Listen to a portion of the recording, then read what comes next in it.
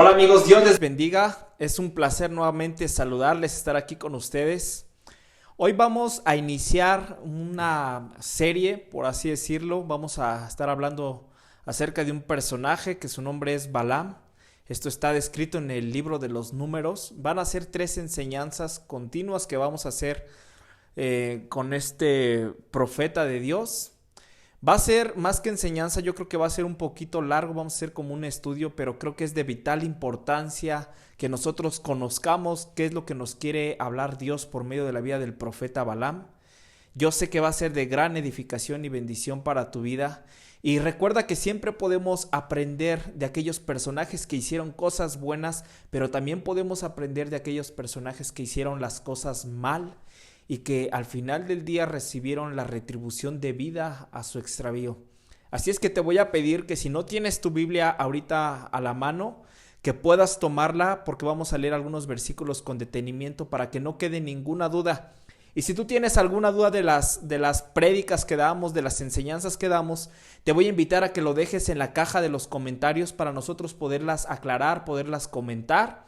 Si tienes alguna necesidad por la que quieras que oremos, o si quieres ponerte en contacto con nosotros, aquí en la descripción vamos a dejar un link donde tú te vas a poder poner en contacto, ya sea con por medio de WhatsApp o por medio de una llamada. Así es que sin más por el momento vamos a comenzar con esta serie de 3 enseñanzas en 3 días distintos que vamos a estar hablando del profeta Balaam. Vamos a comenzar.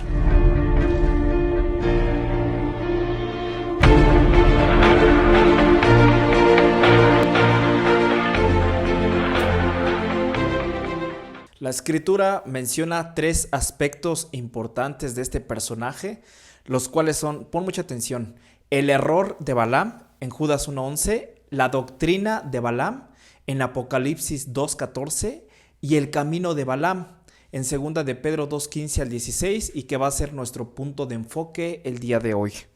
Vamos a contextualizar y adentrarnos en la vida y obra de este peculiar hombre, el cual fue un profeta de Dios que al final de sus días terminó extraviado, rechazado y desamparado por Dios.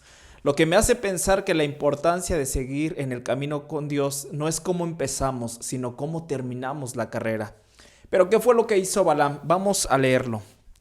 Te voy a pedir que abras tu Biblia en Números 22 y vamos a leer desde el versículo 1 que dice así.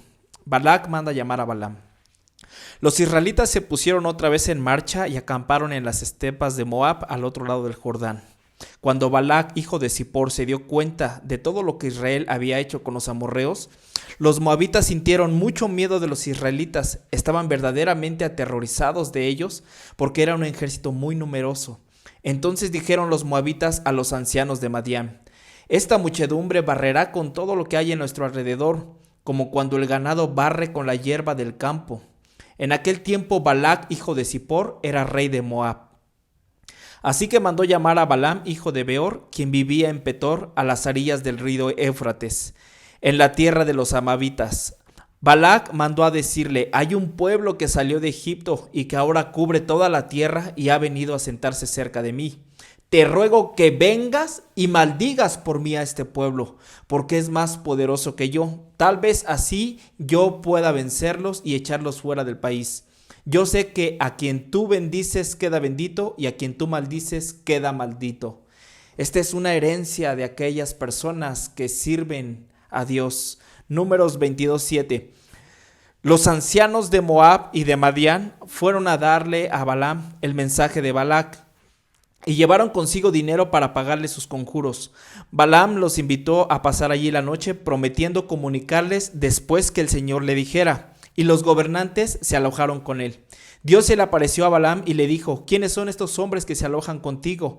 Balaam le respondió: son los mensajeros que envió Balac, hijo de Zippor, el rey de Moab.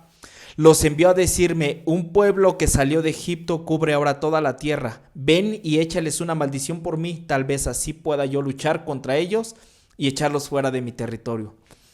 Pero Dios le dijo a Balaam, fíjate lo que le dice: no irás con ellos ni pronunciarás ninguna maldición sobre los israelitas porque son un pueblo bendito. Al otro día, Balaam se levantó y les dijo a los gobernantes enviados por Balac: regresen a su tierra, porque el Señor no quiere que yo vaya con ustedes. Los gobernantes moabitas regresaron a donde estaba Balac y le dijeron: Balaam no quiere venir con nosotros. Balac envió entonces a otros gobernantes más numerosos y distinguidos que los primeros, quienes fueron y le dijeron a Balaam: esto es lo que dice Balac, hijo de Zippor: no permitas que nada te impida venir a verme, porque yo te recompensaré con creces y haré todo lo que tú me pidas. Te ruego que vengas y maldigas por mí a este pueblo. Pero Balaam le respondió: aún así me diera Balac su palacio lleno de oro y de plata, yo no podría hacer nada grande ni pequeño, sino ajustarme al mandamiento del Señor mi Dios. Hasta ahí todo va bien. Números 22:19. Ustedes pueden también alojarse aquí esta noche mientras yo averiguo si el Señor quiere decirme alguna otra cosa. ¿Qué no se supone que Dios ya le había dicho que no? Pero bueno, Números 22:20. Aquella noche Dios se le apareció a Balaam y le dijo: ya que estos hombres han venido a llamarte, ve con ellos, pero solo harás lo que yo te ordene. Balaam y su burra Balá se levantó por la mañana, ensilló su burra y partió con los gobernantes de Moab. Mientras iba con ellos, fíjate bien lo que dice: mientras iba con ellos, la ira de Dios se encendió y el ángel del Señor se hizo presente, dispuesto a no dejarlo pasar. Balaam iba montado en su burra y sus 2 criados le acompañaban. El camino de Balaam es un camino que no es recto. Segunda de Pedro 2:15 nos dice: han dejado el camino recto y se han extraviado siguiendo el camino de Balaam, hijo de Bosor, el cual amó la paga de la maldad. Este es el camino de aquellos que han aprobado sus propios caminos, aunque Dios esté en desacuerdo. Dios había dicho a Balaam: no vayas, no los maldigas porque son un pueblo bendito. Sin embargo, él quiso negociar con Dios el veredicto que ya había dado. O sea, como diciendo, quizá Dios no haya dado una buena resolución. Quizá yo pueda negociar con Dios. Vaya atrevimiento de Balaam. Y fíjate bien, cuando nosotros tratamos de negociar con Dios lo que Él ya ha establecido en su palabra, corremos el peligro que Dios nos entregue a nuestro deseo. ¿Qué es lo que te quiero explicar con esto? El pueblo de Israel había salido de la tierra de Egipto, iba conquistando países, iba conquistando territorios para posicionarse en la tierra que Dios les había prometido, en la tierra de Canaán. Balac, al momento de ver esto, que era Balac no le tenía miedo en sí al ejército de Israel que fuera tan numeroso. Balac a lo que tenía miedo es que sabía que había un Dios detrás de Israel. Como hay un Dios contigo, como hay un Dios conmigo. Cuando tú y yo caminamos hacia el propósito que Dios ha establecido para nuestras vidas, tenemos detrás a un Dios que nos respalda, a un Dios que nos anima, a un Dios que nos dice: vamos a proseguir juntos. El temor se apoderó de aquella nación, de Madián. Entonces Balac manda llamar a Balaam y le dice: ¿sabes qué? Necesito que me maldigas a este pueblo, porque no voy a poder con él. Sé que al que tú maldices es maldito y al que bendices es bendito. Y Balaam al principio parece que entiende que él no puede hacer nada contrario a lo que Dios ha establecido. Y le dice: ¿sabes qué? No puedo, pero ellos les llegan con unas dádivas. Llegan los mensajeros de Balac, con regalos. Y le empieza a brillar la vista a Balaam. Pero él aún así dice: ¿sabes qué? No puedo hacer nada que Dios no me diga. Y hasta aquí parece que todo va bien. Se van los mensajeros, lo comunican a Balac y regresan nuevamente con Balac diciéndole: oye, ya venimos nosotros que tenemos más autoridad que los primeros que vinieron y traemos una mejor oferta. Entonces Balaam lo que hace es tratar de negociar con Dios lo que Dios ya había establecido. Dios le dijo: no vayas, no lo maldigas, obedéceme. Y dice, fíjate, algo interesante en Números 22, lo que leímos, Números 22, que dice que mientras Balaam iba con ellos en el camino, porque Dios le dice, cuando le vuelve a preguntar la segunda vez, Dios le dice: está bien, ve, pero vas a hacer todo lo que yo te diga. Como diciendo Dios: tú vas a ir, pero al final del día vas a terminar haciendo lo que yo te dije desde un inicio que no hicieras. Y lo vamos a leer más adelante en la escritura en la próxima enseñanza. Pero dice: mientras iba con ellos, la ira de Dios se encendió y en el camino el ángel del Señor se hizo presente, dispuesto a no dejarlo pasar. Dios estaba dispuesto a arrebatarle la vida a Balaam. Entonces nos preguntamos, Señor, pero ¿cómo puede ser esto si un versículo antes tú le habías dicho a Balaam que fuera y ahora te le pones en el camino dispuesto a arrebatarle la vida? Pensaríamos que Dios está tratando de socavar, que parecería este versículo cuando leemos que Dios se arrepintió y que dijo, no, híjole, mejor siempre no lo voy a dejar a que vaya a que maldiga al pueblo de Israel. Pero esto no es lo que pasa. Lo que pasa es que Dios ya había entregado al deseo de su corazón a Balaam. Tanto era su anhelo de Balaam de ir precisamente a maldecir al pueblo de Israel, aunque él hubiera dicho que no quería ir a maldecirlo porque Dios ya le había dicho que no, muy en el fondo de su corazón él estaba cegado. Él quería hacerlo, aunque sabía de antemano que Dios se lo había prohibido. Muchas ocasiones nosotros tratamos de negociar con Dios lo que dice en su palabra, que Dios ya nos ha dicho en infinidad de veces en la Escritura que la fornicación es mala, que la pornografía es mala, que el adulterio es malo, que la mentira, que robar.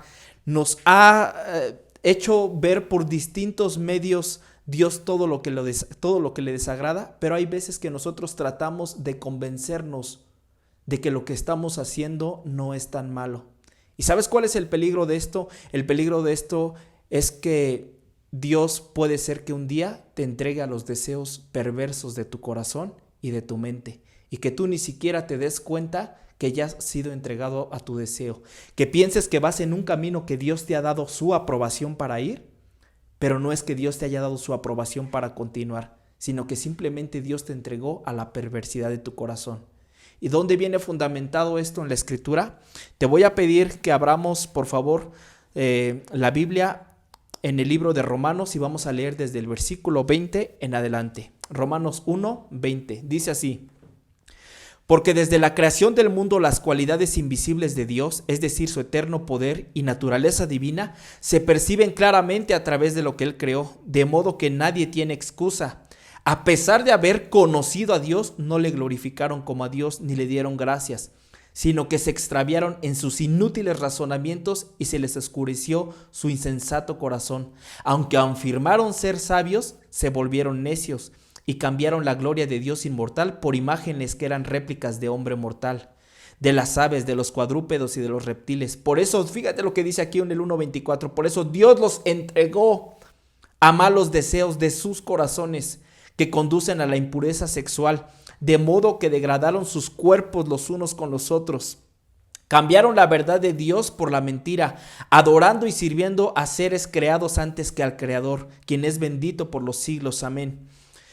Por tanto, Dios los entregó, nuevamente dice aquí, por tanto Dios los entregó a pasiones vergonzosas. En efecto, las mujeres cambiaron las relaciones naturales por las que van en contra de su naturaleza. Asimismo, los hombres dejaron las relaciones naturales con la mujer y se encendieron en sus pasiones lujuriosas los unos con los otros. Hombres con hombres cometieron actos indecentes y en sí mismos recibieron el castigo que merecían por su perversión. 1:28.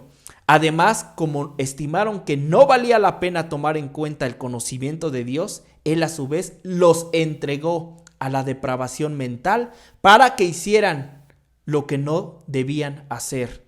Se han llenado en toda clase de maldad, perversidad, avaricia, depravación. Están repletos de envidia, homicidios, disensiones, engaño y malicia. Son chismosos, calumniadores, enemigos de Dios, insolentes, soberbios, arrogantes. Se ingenian maldades, se rebelan contra sus padres. Son insensatos, desleales, insensibles, despiadados.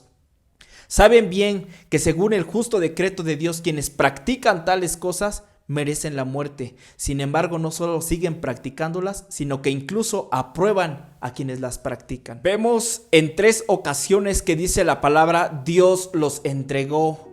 Dios los entregó a una mente reprobada. Dios los entregó para que hagan cosas que no aprovechan. Es decir, tanto vamos y tanto tratamos de negociar lo que ya está escrito en la palabra de Dios y que sabemos que le aborrece. Tanto estamos negociando con Dios que corremos precisamente ese peligro, que un día Dios te diga, ¿sabes qué, hijo? Yo ya te dije que esto no lo puedes hacer, pero yo te entrego a tu deseo. Y vamos a recibir la paga debida a nuestro extravío. Y después puede ser que digamos: Señor, ¿por qué me dejaste hacerlo? ¿Por qué estoy pasando por esta situación? No es que Dios te haya mandado a que tú estuvieras en esa situación. Precisamente esa es la paga de tu extravío, cuando tratas de negociar los estatutos que Dios ya ha establecido en su palabra. ¿Y sabes qué es lo que va a pasar al final cuando tú trates de negociar con Dios? Con Dios no se puede negociar. Con Dios no es como que hablemos con una persona. Con Dios podemos exponerle nuestras necesidades, incluso nuestras inconformidades, pero no podemos tratar de negociar lo que ya ha estado establecido en su palabra, lo que Dios ya ha decretado. Vamos a terminar leyendo el versículo de Gálatas 5:19 y lo vamos a leer hasta el versículo 21. Dice: las obras de la naturaleza pecaminosa se conocen bien: inmoralidad sexual, impureza, libertinaje, idolatría y brujería, odio, discordia, celos, arrebatos de ira, rivalidades, disensiones, sectarismos, envidias, borracheras, orgías y otras cosas parecidas a estas. Les advierto ahora, como antes lo hice, que los que practican tales cosas no heredarán el reino de Dios. El peligro de querer continuar con una doctrina que nosotros hemos establecido es que al final nosotros vamos a creer que somos salvos cuando en realidad estamos perdidos. Es muy importante que no tratemos de negociar con Dios lo que Él ya ha establecido en tu palabra. Y si tú te has aferrado a seguir un camino que no aprovecha, un camino que va en contra de lo que Dios ya ha determinado, es momento de que tú te arrepientas, que le digas a Dios: Dios, yo quiero hacer un pacto contigo, estoy arrepentido del camino que he seguido, porque sé que son caminos que me agradan a mí, como lo que hizo Balaam. Balaam se dejó guiar por lo que sus ojos veían, por lo que a su carne le agradaba. No se dejó guiar por lo que Dios ya le había dicho desde un inicio. Balaam se extravió por su mente, por su vista, y Dios al final lo entregó a su deseo. ¿Y sabes cuál fue el final de Balaam? Más adelante lo veremos en la próxima enseñanza, que vamos a ver precisamente lo que es el error de Balaam, y concluiremos con la doctrina de Balaam. Sin nada más que agregar en este mensaje, espero que haya edificado tu vida, que lo vuelvas a leer. Vale la pena que tú leas Números 22, que leas toda la historia de Balaam. Y pues no queda más que decirte que compartas el mensaje, ya que es compartir vida. Deseo que Dios te bendiga en todas las áreas y los aspectos de tu vida, y nos vemos en la próxima transmisión. Que Dios te bendiga.